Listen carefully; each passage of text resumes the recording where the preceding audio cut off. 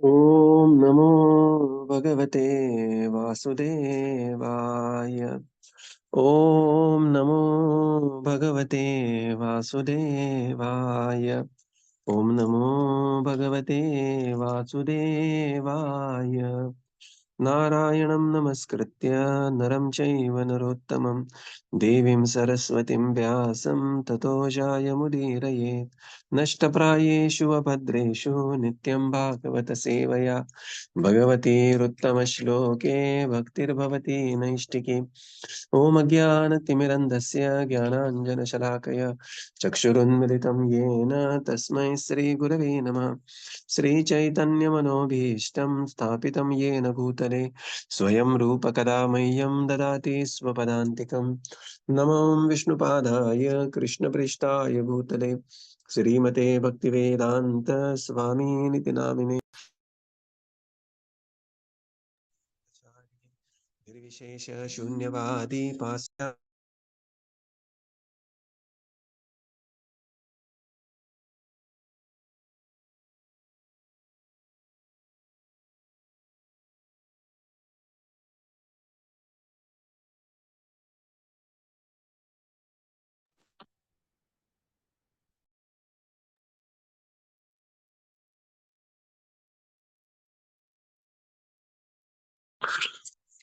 जय श्री कृष्ण चैतन्य प्रभु नित्यानंद श्री अद्वैत गदाधर श्रीवासादि गौर भक्त वृंद Hare Krishna Krishna Krishna Hare Hare Hare Rama Rama Rama Hare Hare Hare Krishna reading from Srimad Bhagavatam by his divine grace AC Bhaktivedanta Swami Srila Prabhupada ki jai. We are reading from Canto 3 chapter 6 creation of the universal form.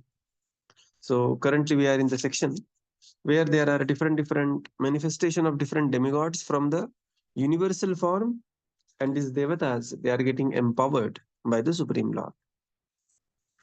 So we have done till text. Is it 20?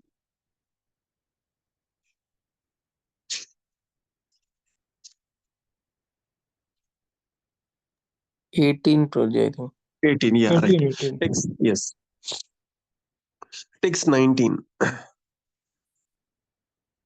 मेन्द्रं तस्य विनिर्भिन्नं स्वदीक्ष्णं क उपाविशत् रेतशांसेन येनासाव आनन्दं प्रतिपद्यते. Translation. When the genitals of the gigantic form separately became manifest, then Prajapati, the original living creature, entered into them with his partial semen, and thus the living entities can enjoy sex pleasure. Hare Krishna. So this is the genitals, mendram, tasya vinirbinnam, of the gigantic form were separately became manifested. Then Prajapatis entered into them, and Anandam Pratipadyate, giving the living entities can enjoy the pleasure of sense gratification. So this is the sum totality of the genitals that is being formed in the universal form. Text 20. Gudam pumso vinirbinnam mitro lokesh avishat पायुनाम शेन येनासौ विसर्ग प्रतिपद्यते. Translation. The evacuating channel separately became manifest, and a director named Mitra entered into it with partial organs of evacuation. Thus, the living entities are able to pass stool and urine. Yeah. So next is the Gudam, the, the rectum, the evacuating channel of the virāṭ-puruṣa became separately manifested. And the controlling deity of that is Mitra Devata, and who helps the living entity to pass stool and urine. So one can see that how for every activity, living entity is dependent on the Supreme Lord through the medium of the demigods. So we have seen for the Chakshu, for Charmas, for Sparsha, here is the Medram, Gudam, everywhere there is the personality of Godhead empowering particular demigod, and these are controlled by all these great personalities. His Grace Radhesham Prabhu is doing tremendous kirtan. Morning Sankirtan.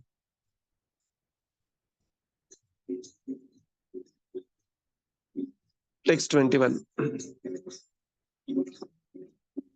Hastavayasya vinirvinnam indraswar pitarvishat vartayam shena purusho yaya vrittim prapadyate. Thereafter, when the hands of the gigantic form separately became manifested, Indra, the ruler of the heavenly planets, entered into them, and thus the living entity is able to transact business for his livelihood. Then there is manifestation of the hands of the gigantic form virāṭ-puruṣa, and the controlling deity of the hands Hasta is the Indra, the ruler of the heavenly planets. And hands are typically used so that living entities can transact with them for the business of his livelihood. So there is manifestation of now hands there. Text 22. Padavayasya vinirभिन्नौ lokesho vishnuravishad gatya swamshena purusho jaya prapyam prapadyate. Translation. Thereafter, the legs of the gigantic form separately became manifest, and the demigods named Vishnu, not the personality of Godhead, entered with partial movement. This helps the living entity move to his destination. Hare Krishna. After the manifestation of hands of virāṭ-puruṣa, so virāṭ-puruṣa's hand means they are in the sum totality. So those will be even eventually will be formed for the living entities as well later. Pada, the legs, got manifested of the virāṭ-puruṣa. And then there is a personality whose name is Vishnu, demigod. And Srila Prabhupada writes there, not the personality of Godhead, not the supreme personality of Godhead, Sri Vishnu. No. There is a living entity whose name is also Vishnu. Right. So this happens. Just like, there is a demon whose name is Hayagriva, and then there is Supreme Lord whose name is also Hayagriva. Correct. So this Vishnu demigod, he entered and took charge of the legs of the virāṭ-puruṣa. And these legs are used by the living entity so that move to the different destinations. Text 23. Buddhim jasya vinirvinnam vāgīśo dhīkshnamāvishat bodhenam shena bodhavyam pratipattir yato bhavet. Translation.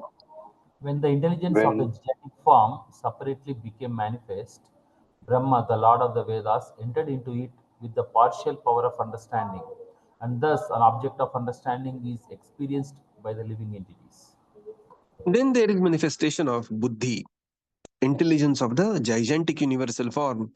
Brahmaji, Lord Brahma, who is called here as Vak Isha, Lord of the Vedas, he became in charge of this and Lord, and then so that why the Vedas are there, so that the Buddhi should be used for the proper understanding of the scriptures.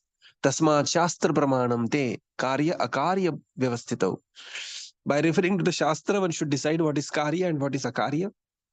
And that's how the Buddhi is given. And one should be referring to the Veda. Tasmat Shastra Pramanam Te. Text 24. Hridayam chasya nirbhinnam chandramadhyakshnamashat manasam shena yena so vikriyam pratipadyate. Translation. After that, the heart of the gigantic form separately manifested itself, and into it entered the moon demigod with partial mental activity. Thus, the living entity can conduct his mental speculations. Then there is formation of Hridayam, that is the heart of the virāṭ-puruṣa. And Chandra Devata, the moon god, took charge of the heart of the Hridayam of the virāṭ-puruṣa, and the activity is the mental activity or speculating with mind for different activities. So this is the mental activity taken care by Chandrama.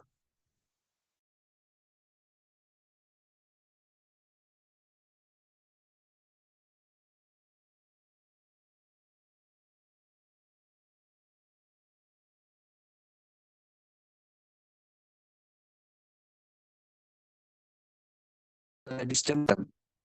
So Chandra is very closely related to the mind. Text 25. Atmanam chasya nirbhinnam abhimano vishatpadam karmanam shena yena so kartavyam pratipadyate. Translation. Thereafter, the materialistic ego of the gigantic form separately manifested itself, and into it entered Rudra, the controller of false ego, with his own partial activities by which the living entity transacts his objective actions. Purport: the false ego of materialistic identity is controlled by the demigod Rudra, an incarnation of Lord Shiva. Rudra is the incarnation of the Supreme Lord who controls the mode of ignorance within material world. The activities of the false ego are based on the objective of the body and mind. Most persons conducted by the false ego are controlled by Lord Shiva. When one reaches finer version of ignorance, he falsely thinks of himself as the Supreme Lord. That egoistic conviction of the conditioned soul is the last snare of the illusionary energy, which controls the entire material world. Then there is formation of false ego, Atmanam. So the word Atma is a very specific word, and it is, that's why we need Guru Shishya Parampara to understand what the word Atma means. Atma has many meanings. Like word Atma means body, the word Atma means mind, the word Atma means Atma, which generally it is refers to. Now, the word Atma means false ego, and at times the word Atma also means Paramatma. Right? In that verse, Bandhuratma Atmanastasya Yenatma Ivatmanajitah Anatmanastu Shatrutve Vartaitatmaiva Shatruvat. So here the word Atma is used multiple times with different connotations and different meanings. And Srila Prabhupada very beautifully translates this in Bhagavad Gita. So here the word Atmanam, Atma, refers to false ego. And this false ego got manifested of the gigantic universal form, and the controlling deity for this is the Rudra, who is the expansion of Lord Shiva. And the activity of false ego is living entity transact with objective actions. Srila Prabhupada writes in the purport that the false ego of the materialistic identity is controlled by Rudra. So, the expansion of the Supreme Lord, who controls the mode of ignorance, and thus the activities of the false ego are based on the objectives of the body and the mind. Right.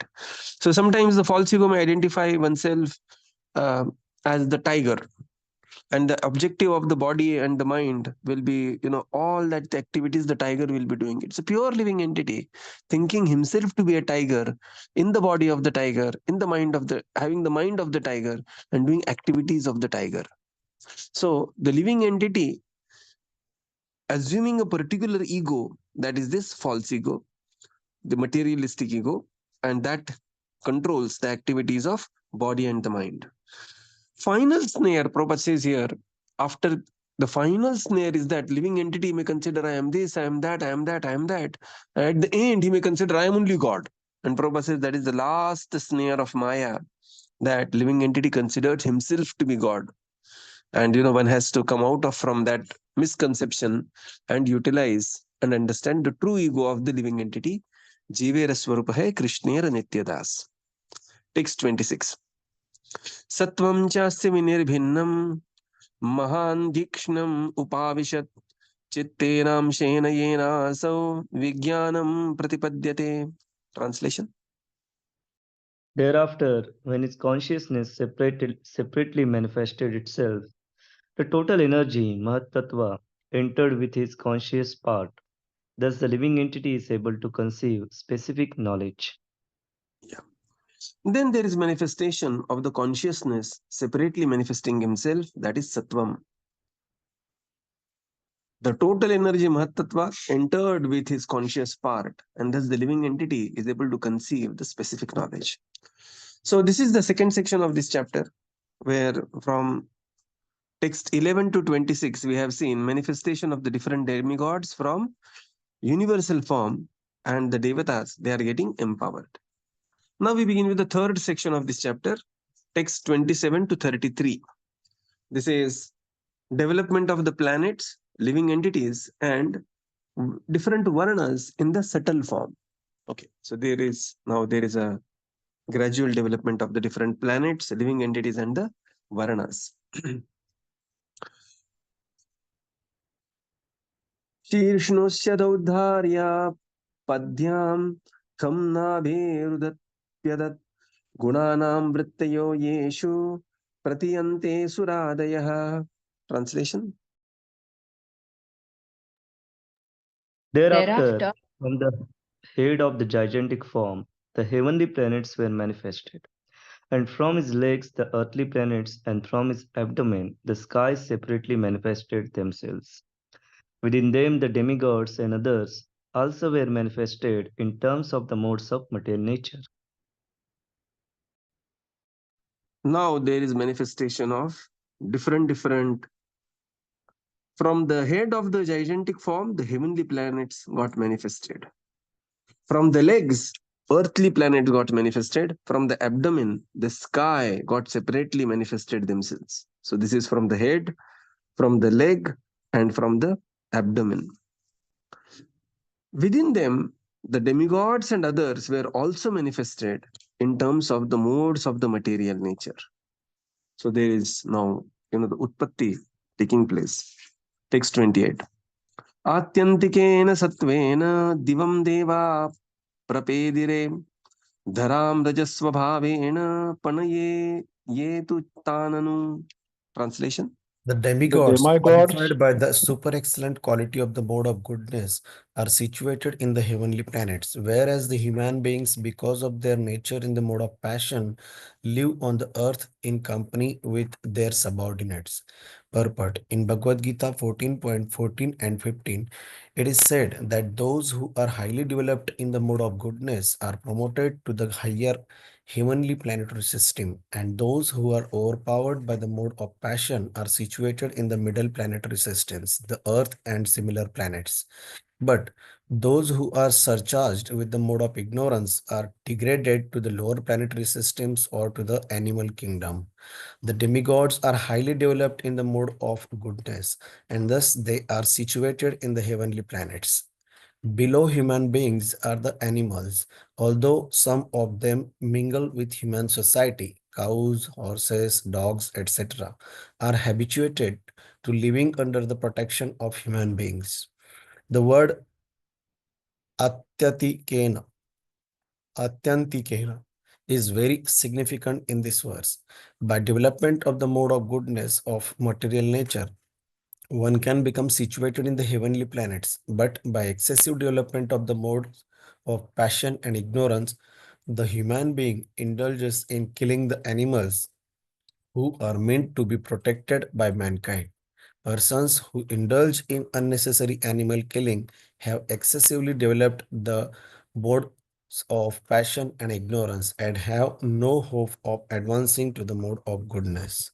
They are destined to be degraded to lower statuses of life. The planetary systems are calculated as upper and lower in terms of the classes of living entities who live there. Now the demigods, atyantikena satvena. Atyantikena means excessive sattva guna, qualified their super excellent quality of the mode of goodness, situated in the heavenly planets. Whereas the human beings, dhara rajasvabhavena, because of their mode of passion, dhara, the human beings or the manushyas, they are on the earthly planet. In the purport, Srila Prabhupada writes that Bhagavad Gita mentions this urdhvam gachanti sattvastha madhye tishtanti rajasa jaganya gunavrittistha adho gachanti tamasa. So one who is developing the mode of goodness, urdhvam gachanti, they will go to the higher planetary systems. Madhye tishtanti rajasa, those who are in the mode of passion, they will remain on the planet Earth. Jaganya gunavrittistha adho gachanti, and those who develop the mode of ignorance, they will glide down in two ways. Either they will glide down to the lower planetary systems or the subhuman forms, right? So Srila Prabhupada says, therefore, overpowered by the mode of passion, the middle planetary system, that is the earthly planet, the human beings stay there. and also there are certain animals who also reside with them. But if there is atyantikena sattva, one will be promoted to demigods. But if there is atyantikena raja or tamo, then one may, instead of protecting the animals, one may get into killing of the animals, and thus will have a very, very dark future, who is called as Atmaha. Atmaha means killer of the soul.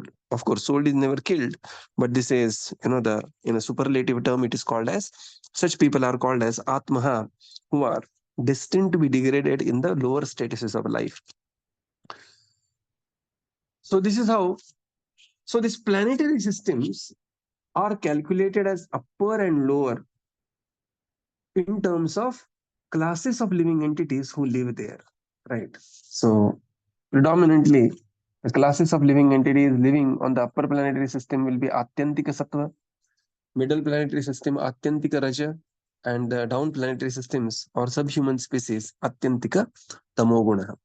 So based on the classes of the living entities, these planetary systems are differentiated. तार्तीयेन स्वभावेन भगवान्नाभिमाश्रितः उभयोरन्तम् अन्तं व्योम ये रुद्रपार्षदां गणाः. Translation. Living entities who are associates of Rudra develop in the third mode of material nature or ignorance. They are situated in the sky between the earthly planets and the heavenly planets. Purport: this middle portion of the sky is called the Bhuvar Loka, as confirmed by both Srila Vishwanath Chakravarti Thakur and Srila Jiva Goswami. In Bhagavad Gita, it is stated that those who develop in the mode of passion are situated in the middle region. Those who are situated in the mode of goodness are promoted to the regions of the demigods. Those who are situated in the mode of passion are placed in the human society. And those who are situated in the mode of ignorance are placed in the society of animals or ghosts. There are no contradictions in this conclusion. Numerous living entities are distributed all over the universe in different planets and are so situated in terms of their own qualities in the modes of material nature. Hare Krishna. The living entities who are associates of Rudra, they are specifically developed in the mode of ignorance, and thus they are situated in the sky between the earthly planets and the heavenly planets. So this is their situation. Later, when we will enter the 5th canto of Bhagavatam, we will be seeing the structure of the universe and how the universe is very systematically arranged, and that the Bhagavatam perspective. Many times, we come with a modern science perspective, then it becomes very difficult to understand the Bhagavatam perspective. But the Bhagavatam perspective is from the modes of the material nature. Just like, when we say there are 84 lakh species of life, generally our understanding that there are 84 lakh bodies, but there are 84 lakh states of the consciousness in which a different living entity, because there are 4 lakh human beings are also explained in that 84 lakh. So a modern science perspective and the Bhagavatam perspective is slightly different. Modern science will talk about something what is very, very external and which is differentiable. Bhagavatam will talk about the subtle and which is level on the level of modes or consciousness. So here, those in the mode of goodness, they will be in the regions of the demigods. Passion, they will be in human society. Ignorance, they will be in the society of animals or ghosts. And Srila Prabhupada says there is no contradiction in conclusion. This conclusion is confirmed by two stalwarts, Vishwanath Chakravarti Thakur and Jiva Goswami. So these are like, who's who. So Vishwanath Chakravarti Thakur and Jiva Goswami, at times they will differ in certain conclusions, but when they both conclude something together, that means that is the absolute truth. Okay. So Srila Prabhupada says there is no contradiction in this conclusion, because this is confirmed by both Vishwanath Chakravarti Thakur and Jiva Goswami.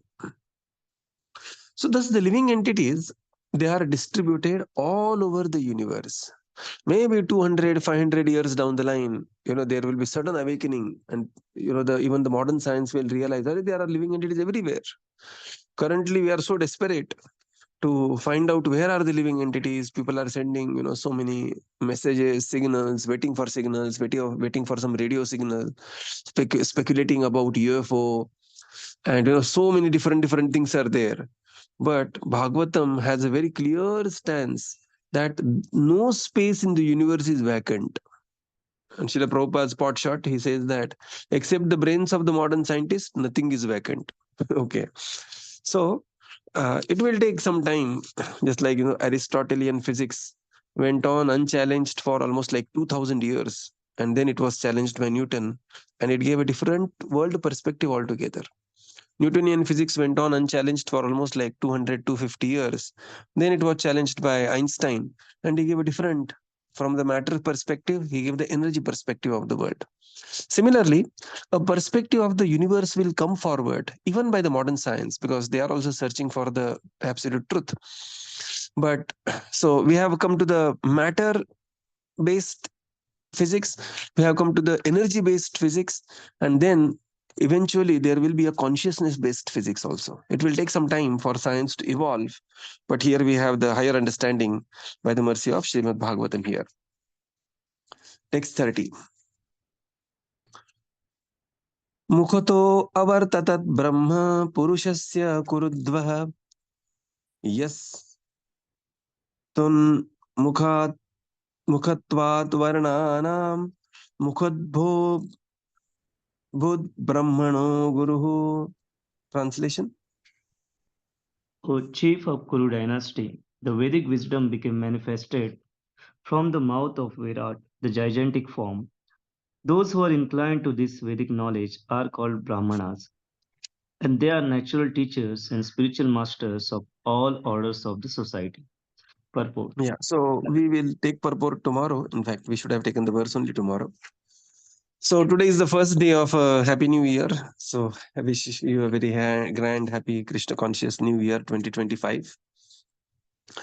I just wanted to say a couple of things about the New Year. New Year is very famous for people taking various sankalpa, or determining I will do this, I will do that. And that's very good. I mean, one should be taking certain sankalpa. One should be taking certain material sankalpa, in the sense what I want to achieve in my civil life. And also one should be taking some spiritual sankalpa, that what I want to achieve in my spiritual life also in this 1 year. Some simple sankalpa like, I will go to temple morning program, say twice a week. This could be one sankalpa. Or I will be more, attentive in my chanting. And generally, when people take this sankalpa across the universe, across the world, the general statistics is that 96% of the 1st January vows, they are broken by 7th January. Okay, this is the global benchmark. That 96% of the sankalpas taken on the 1st January, that I want to do this, I want to do everyday daily walking, or I want to avoid sweets, those who are in the obesity problem domain. Somebody, I want to get up early in the morning, I want to do this, I want to do that, I want to read every day regularly. So intention is good, but somehow then the initial enthusiasm fades away, and what happens is then sankalpa, and then we become part of the statistics. Okay, 96% of the sankalpas they are broken by 7th January.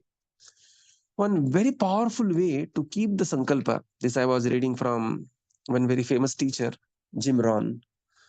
So he says there that inspiration is very temporary, but routines are permanent.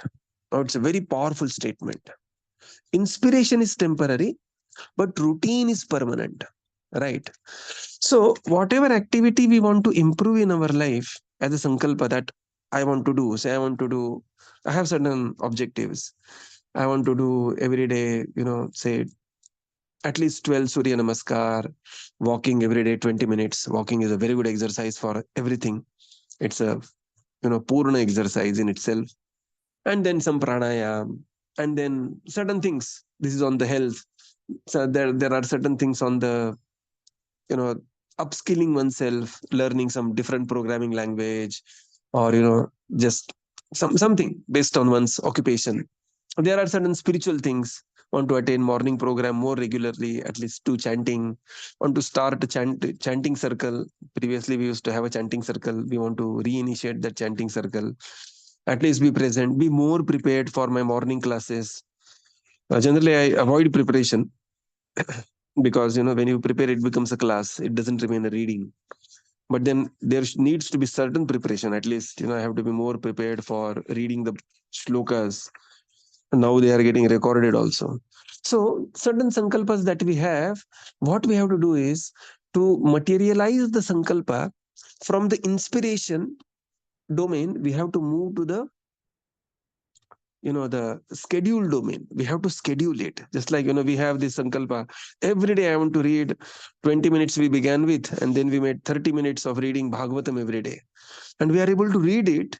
Why? Because there is an exact certain time, certain place, and our mind has made up that this is the time I will be reading Bhagavatam every day. So this is the secret of keeping sankalpa. The secret of keeping sankalpa is translating sankalpa from sankalpa domain to the schedule domain. We have to put it in the daily schedule. So that is one. Second thing is that the sankalpa should be slightly unreachable. Sometimes we take such a vow that, from tomorrow I will chant 64 rounds every day. And it will go on for 1 or 2 days. And then, it is so beyond. So whatever sankalpa we take, they should be really, really thought over. And then we should decide of certain things, couple of things, one thing here and there, one thing in spiritual life, one thing in upskilling, one thing in health domain, one thing in the relationship domain, one thing in the service domain, service to society domain, one small the increments everywhere, small, not so big that the delta itself becomes so heavy on us that we the miss out on the movement. The delta means the change in the change becomes so heavy. Some small change in multi activities, small change can give a very tremendous impact. And that change is possible by, one thing is by sankalpa, and second thing is by routine, putting that sankalpa in the routine or in the schedule of the day. So I thought we will share this particular point. Today is the 1st January. Many people take some good sankalpa, and it's a very good habit to take certain sankalpa, and one can have whatever sankalpa they take.